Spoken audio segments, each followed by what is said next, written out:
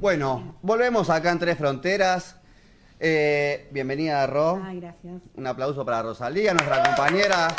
Le vamos a dar la bienvenida acá a la mesa, como habíamos dicho. Gladys Salazar. Hola, ¿qué tal? ¿Cómo están todos? Miembro de Abuelas de Plaza de Mayo. Así es. Agostina Gaudín. Sí. Candidata a diputada nacional. Vamos a hablar un poquito de toda la coyuntura. Hoy, que es el Día del Derecho, un gran saludo, abrazamos toda su militancia. Casualidades de la vida, el mismo día que el cumpleaños del presidente. Qué bajón eso. Imagínate que le tenés que hacer un regalo al presidente. Uy, Nosotros le enviamos de acá, que tanto le gustan los fibrones, le mandamos un fibrón de la Plapla. Buenísimo. ¿Qué les regalarían ustedes si le tendrían que mandar un regalo al presidente? yo un cerebro, primero. Primero, de una. Una camperita Arrancamos deportiva. ahí. No, camperas tiene un montón, basta de camperas. Claro, campera ya. de cuero se ve que le gustan. Le Se gusta. ve que le gustan, se puede regalar. Pero yo le regalaría un vale ahí para que vaya a una sesión de terapia. Ah, a sí, ver está si bueno. eso nos ayuda un poco a todos. Son todos muy buenos. Yo le regalaría un cono de papas fritas. Ay, no le gustan las papas fritas. Por eso. Perfecto. Bueno, Gladys, Sí. contanos un poquito de tu trabajo en Abuelas. ¿Hace cuánto que estás ahí? Bien, mi vínculo con abuelas es de hace muchos años, pero tuvo sus idas y vueltas, ¿entendés? Porque este asunto de la memoria, y cuando te falta alguien, tiene la cabeza de uno va y viene. O sea, hay momentos en que vos estás dispuesto a participar, ocuparte del tema, y hay momentos en que te volvés para atrás porque es muy duro, porque es muy fuerte. Bueno, en todos esos momentos yo me acerqué con la vuelta a la democracia, cuando empezamos a hacer las denuncias por la... Ya son 30 años de la vuelta. Claro. 48 años de Son lucha. 40 de la democracia.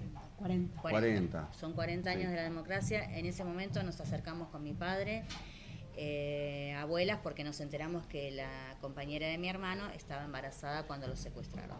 Contame un poquito de tu historia familiar con la que llegan. Bien, éramos una familia de 5 integrantes, mamá, papá y 3 hermanos. Oscar era el más grande, militaba en el movimiento villero peronista y en Montoneros, y se había mudado a la Villa 21-24 de Barracas para hacer ahí su militancia. Formó parte de la primera junta vecinal que tuvo el barrio. ¿Esto en qué año estamos hablando? Y ellos ganaron las elecciones en el 75. O sea que tuvieron un periodo muy cortito de acción. No obstante eso, ellos antes de formar parte de esas elecciones que ganaron y formaron la Junta, ya venían haciendo trabajo social en la villa con tendido eléctrico, la instalación de piletas comunitarias, salita de primeros auxilios, en fin. Documentación, porque era una villa predominantemente de migrantes paraguayos, entonces era clave el tema de la documentación. Bueno, Oscar se muda ahí, se va a vivir ahí conoce a María Esther. María Esther venía con 2 niñitos de otra pareja que tenían 2 años y medio y 4 para 5. Se enamoran, empiezan a vivir juntos y llega el 29 de abril de 1976, muy poquito tiempo después del golpe. Y en un operativo conjunto de las fuerzas que entraron a la villa, se llevaron a la junta vecinal, que estaba formada por mi hermano Oscar, Teodoro Urunaga Martínez, que era el presidente, muchacho paraguayo, Ricardo Gamarra Ortiz, otro muchacho paraguayo también que integraba la junta, y mi hermano, Oscar Salazar. Y con mi hermano se llevaron a María Esther Peralta, que era la compañera. A la semana, esto fue el 29 de abril, a la semana mi papá, que tenía la costumbre antes de ir a la fábrica de leer el diario, se entera que habían abatido a 3 guerrilleros, 3 extremistas, creo que decía la noticia del diario, y que habían intentado copar la comisaría que está en Parque Centenario, que creo que es la 11. Y que los habían abatido, o sea que había 3 cuerpos fusilados en Parque Centenario. Mi padre enloquece prácticamente, y nada, a mí me mandan al colegio, fue toda una situación muy fea que voy a resumir. A mí me vienen a buscar, mi hermano más... ¿Cuántos años tenías vos, 13, Gladys? 13, empezaba la escuela secundaria. ¿Y te acordás patente de todo eso? Perfecto, de todo eso, perfecto. Perfecto, porque aparte ser hermana de Oscar y de Coco, a mí me valió un adoctrinamiento desde muy pequeña. O sea, ellos se preocuparon mucho de instruirme políticamente, históricamente, me enseñaron historia. Bueno, la cuestión es que aparecen estos chicos fusilados en Parque Centenario. Nosotros no sabíamos qué había pasado con María Esther. De hecho, nosotros esperábamos en mi casa el día 29, ese mismo 29, esperábamos a Oscar con María Esther y los chicos para comer ñoquis, porque mi mamá hacía ñoquis todos los 29. No llegaron, pero como no había teléfono, no sabíamos qué era lo que había pasado. Bueno, nos venían a dar una noticia, ellos nos habían dicho que nos venían a dar una noticia. La noticia era que se iban a casar en el mes de julio, porque María Esther estaba embarazada de 5 meses. Era para celebrar. Bueno, pasa el tiempo, no supimos nosotros no teníamos contacto con los compañeros de militancia de mi hermano en la villa, no conocíamos a nadie, menos yo que era una nena, pero digo, mi mamá, mi papá, sí mi hermano, el otro hermano, Coco, pero bueno, habrá hecho lo que tenía que hacer, no lo sé, yo eso desconozco, pero la cuestión es que pasaron muchos años ya entrada la democracia cuando yo me entero que bueno, que había... que esta chica estaba embarazada y que su hermana había presentado habeas corpus, había hecho todo un seguimiento en el que se pudo dar cuenta de que había pasado por la comisaría 44 de Liniers, pero no se sabía más nada. Y hace unos años, bueno, cuando me entero de esto, voy a abuelas con mi papá, pero solamente eso, a presentarme como éramos un caso, éramos una familia que formaba parte de un caso de abuelas, de los primeros casos. ¿Y cómo es ese momento de esa presentación espontánea? La presentación espontánea es otra cosa. La presentación espontánea es lo que hacen las personas que dudan de su identidad y se acercan a abuelas. A eso le llamamos nosotros presentación espontánea. Hay personas que mandan un mail, porque en el mensuario que les vamos a dejar ahora está la página de abuelas y vos ahí podés, si tenés dudas, podés llenar un formulario en la página. Ese formulario se manda por mail, nosotros recibimos esos mails y nos comunicamos vía WhatsApp, porque pedimos un teléfono, y los agendamos una entrevista. En general es virtual la entrevista, porque tenemos muy poco espacio ahora, pero también hay entrevistas presenciales y bueno, la persona se acerca, nosotros los escuchamos, es eso lo que hacemos, escucharlos. Gladys, ¿y qué es lo que pudiste averiguar que pasó con tu hermano y con la mujer? A mi hermano recuperamos el cuerpo. Ese día 7 de mayo del 76 recuperamos el cuerpo y lo pudimos velar, dar sepultura y demás. De María Esther no sabíamos nada hasta que a través de un testimonio en el juicio de Puente 12, tramo 3, hay una compañera que se llama Margarita Sánchez Hernández que testimonia y dice que estuvo pared de por medio con María Esther, que María Esther le pudo hablar, le dijo que habían matado a su compañero Oscar Salazar y que ella estaba cursando un embarazo ya de 6 meses, que no tenía heridas vitales, había sido torturada claramente, pero solamente tenía heridas en una pierna, no eran heridas vitales. Esto lo cuenta Margarita, que sucedió hasta el 18 de mayo. A ella la liberan, entiendo, el 18 de mayo. Entonces eso, cuando aparece esto, son muy importantes los juicios, son muy importantes porque uno saca mucha información de los testimonios que hay en juicio, y a lo mejor una persona que no podía no tener contacto, qué sé yo, un juicio, no sé, en el Pozo de Banfield, y todo se conecta, Sí. todo se conecta. Entonces ahí tuvimos más esperanza, porque la conclusión nuestra fue que si a ella la mantuvieron con vida, aún después de haber matado a Oscar, y siendo que María Esther no era militante, no tenía información para aportar, por más que la torturaran, entendemos que si la mantuvieron con vida casi 2 semanas después de haber matado a Oscar, más de 2 semanas, es porque querían apropiarse de su bebé. Así que eso es lo que a nosotros nos da esperanza y demás. Pero del bebé nunca tuvieron No se sabe. información. Nunca Están en la tuvimos búsqueda. nada, estamos en la búsqueda. Sí. Y con respecto a los momentos en que sucede el encuentro tan esperado de los nietos, que ya son 140 y quedan 300, más de 300 por encontrar, digo, ese momento que yo siempre digo que no es una alegría solamente para el que está, el que recupera, sino es una alegría para toda la sociedad. Es que eso colectivo. que es colectivo. Digo, Absolutamente. que nos puedes contar un poco desde abuelas cómo se vive eso. Se vive como una fiesta, se vive como una fiesta. Cada nieto que aparece, está mal el término, pero nos lo apropiamos, Sí. ¿entendés? En el buen En el sentido. buen En el buen sentido, sentido. claro.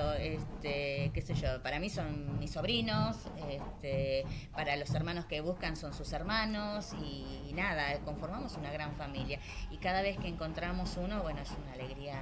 Es una luz de Pero, esperanza por que se supuesto, renueva. Por supuesto, aparte es el fruto de la lucha de las Exacto. abuelas, ¿entendés? No, aparte todo el camino que recorrió abuelas en Absolutamente. las distintas cosas, desde el índice de abuelidad, desde la Total. parte científica, digo, hicieron muchas cosas que somos ejemplos en el mundo en relación a esto que Aportaron mucho a la sociedad, no solamente el índice de abuelidad, que es único en el mundo. Único en el mundo, En el exacto. mundo, es un aporte mundial, digamos. Mundial. Pero acá, en nuestro sistema jurídico, por eso no sé cómo denominarlo, el tema de las adopciones.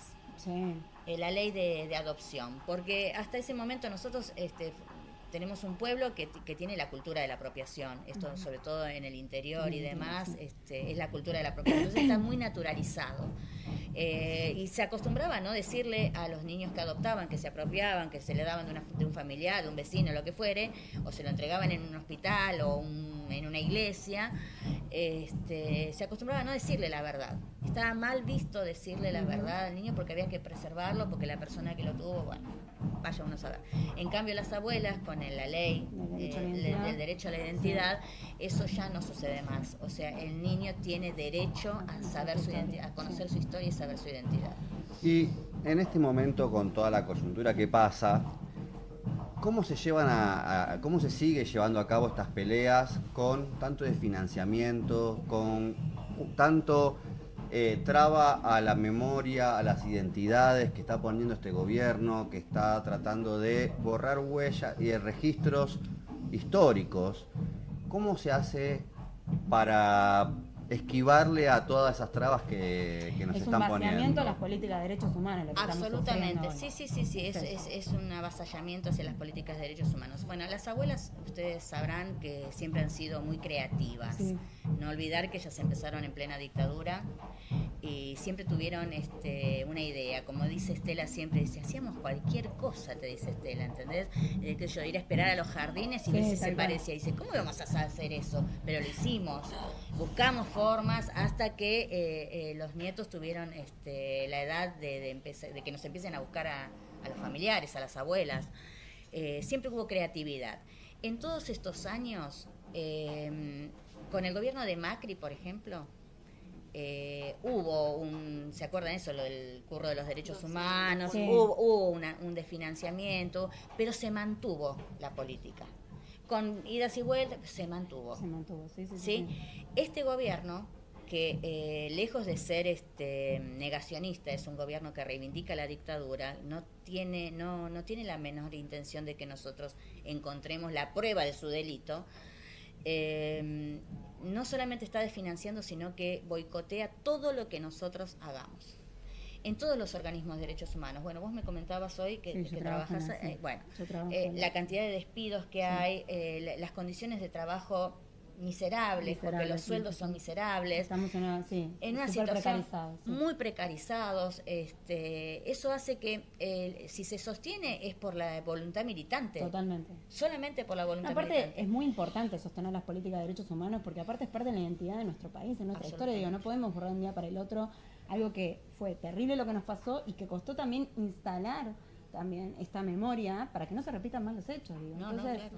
Había un consenso. Exacto. Había un consenso en que hay ciertas cosas que no se tenían que tocar. No se tocan. Eso hoy no se ve. No se ve, no solamente no se ve, se rompió totalmente ese contrato. Sí. Y les pregunto, en la militancia, ¿en qué momento se conocieron? Bueno, primero buenas tardes, gracias por la invitación.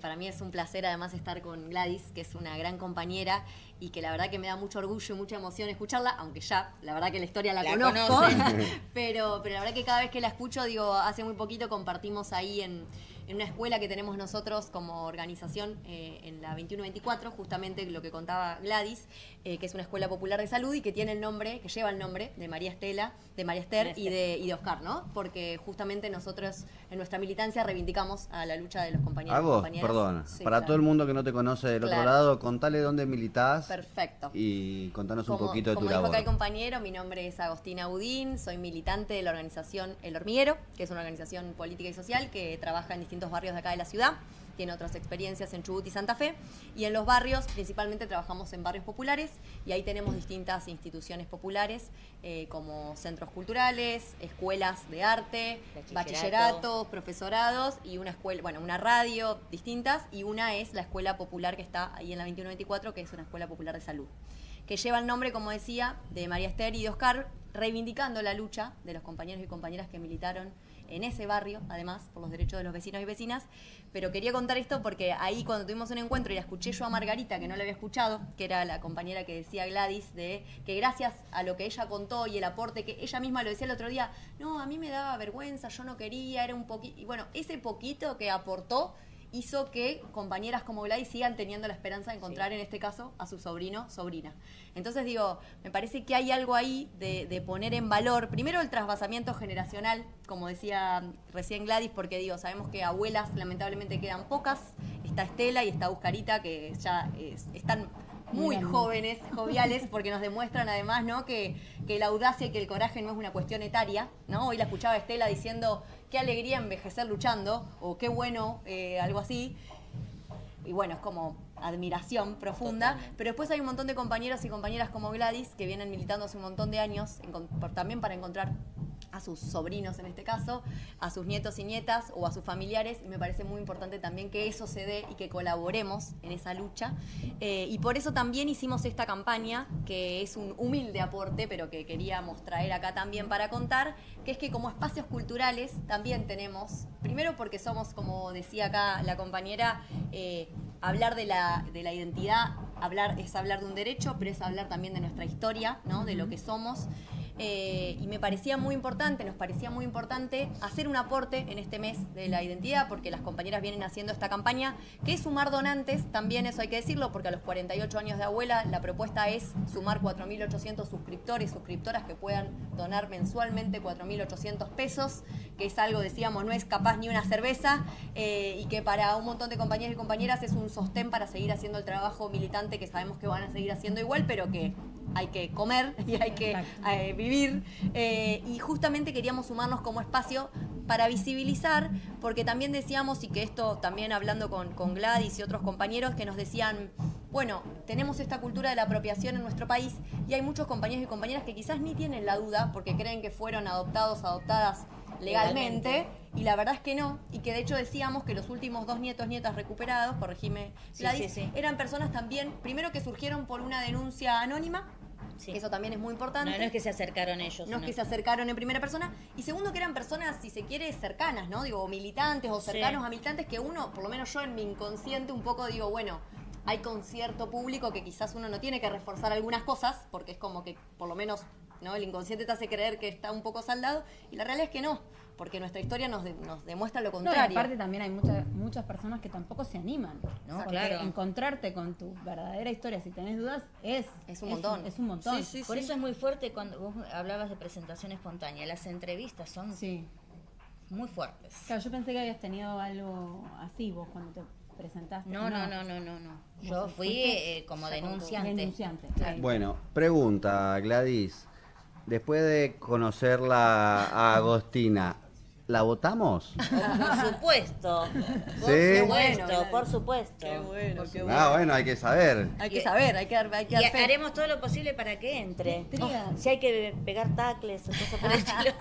¿Cuáles son las expectativas para el domingo? Bueno, la verdad es que venimos de una campaña, yo creo que a pesar del contexto muy difícil que estamos atravesando, digo, y que me parece que está claro, que cada día nos despertamos con un hecho más tremendo que el otro, porque digo, a la crisis económica y social que vivimos se le suman todos los días un escándalo de corrupción, que no es solo corrupción, sino que es un atentado directo contra los derechos, ¿no? Porque digo, no es que es una corrupción que es una cosa alejada, es para las personas con discapacidad, digamos que estamos hablando de coimas en la Andis, que cada vez esa bola es más grande, estamos hablando del primer candidato en la provincia de Buenos Aires, está asociado linealmente y literalmente y probado con un narcotraficante, digo, son cosas muy graves en este contexto y que la realidad es que todos los días nos despertamos con eso y que creo que eso aturde un poco también a la sociedad, ¿no? Porque es como digo, mucha información, pero lo que seguro venimos viendo, la verdad que venimos recorriendo un montón de barrios,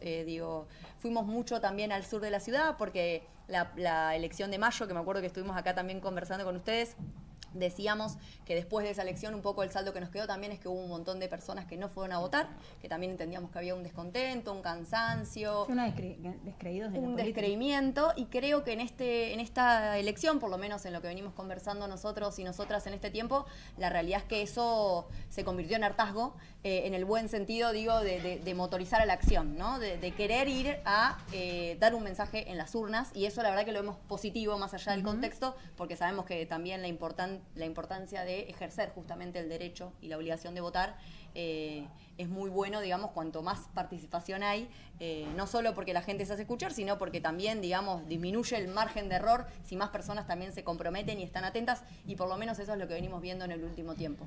Te quería preguntar porque esta es una elección muy difícil para Fuerza Patria, porque se renuevan 15 bancas de Fuerza Patria, mientras que del otro lado de la oposición no se renueva ninguna.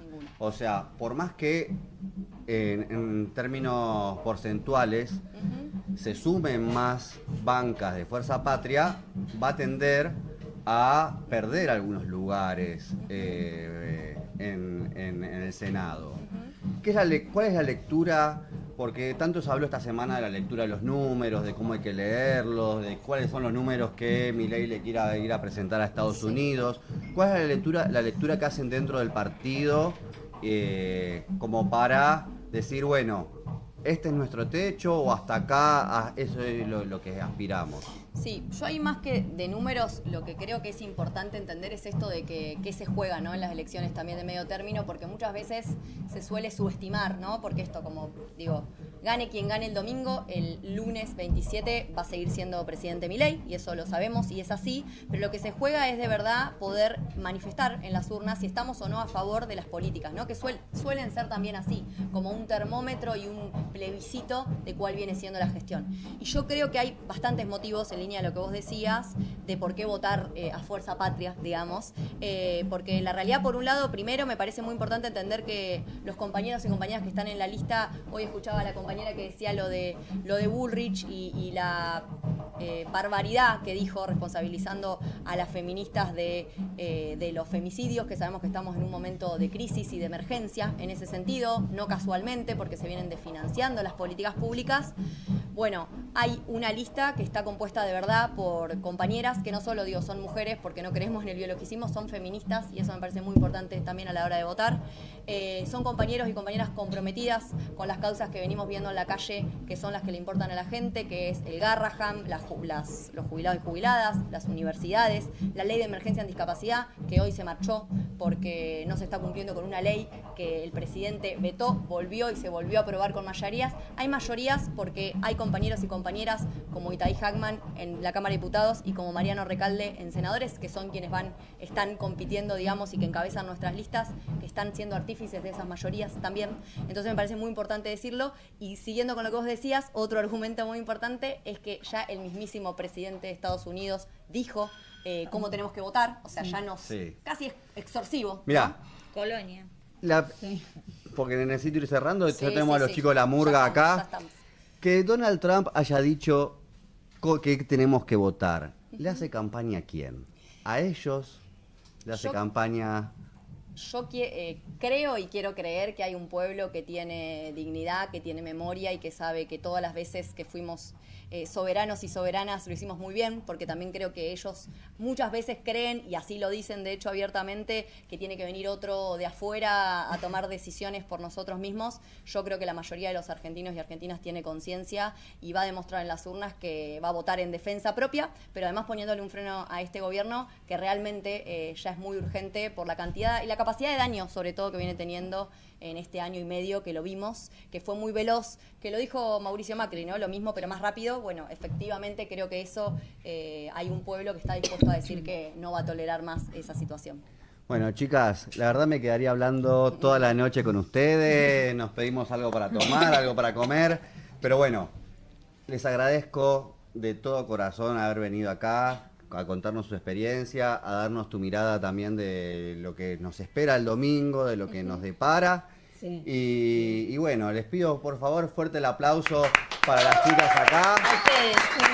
A ustedes, muchas gracias. ¿Querés repetir Sí. dónde tienen que, para colaborar, para si tienen dudas, dónde comunicarse? Nosotros vamos a dejar acá los mensuarios que dentro traen este póster, que es este afiche, donde están los QR. Uno es, el que es para donaciones, creo que es el primero.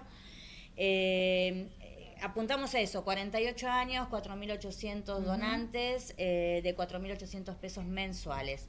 Y lo que pedimos es que, bueno, para esta campaña suban a redes, visiten las redes de abuelas. Ahí está toda la información, para no hacerla larga, pero ustedes visitan las redes y ahí está toda la información para hacer el videíto y mandarlo hoy.